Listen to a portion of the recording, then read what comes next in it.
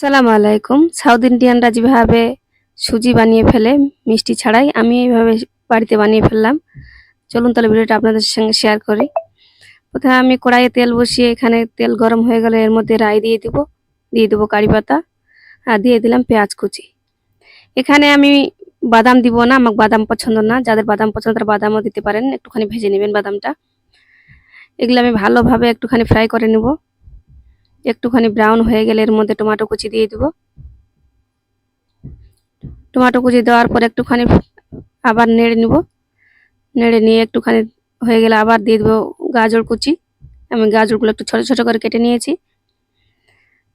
দিয়ে দিলাম শিমলা মির্চি, এটা আমি ছোট ছোট করে কেটে নিয়েছি।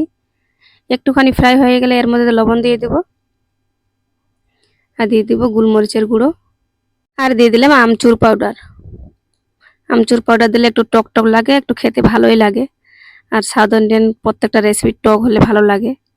সাম্বার, ইডলি, উপমা সবকিছুই টক রান্না করলে ভালো লাগে। এগুলো সাউথ ইন্ডিয়ান খাবার। আমি একটু ঢাকনা দিয়ে ঢেকে 2 মিনিটের মধ্যে সিদ্ধ করে নেব।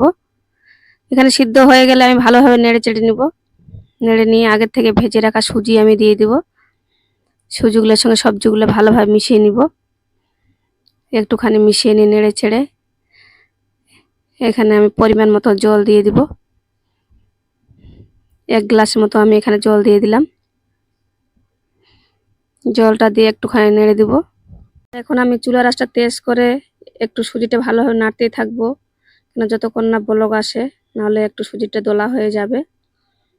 এভাবে বলক চলে আসলে দেখুন এইভাবে গাঢ়া হয়ে যাবে। এরকম করতে করতে এক পর্যায়ে এরকম গাঢ়া হয়ে যাবে।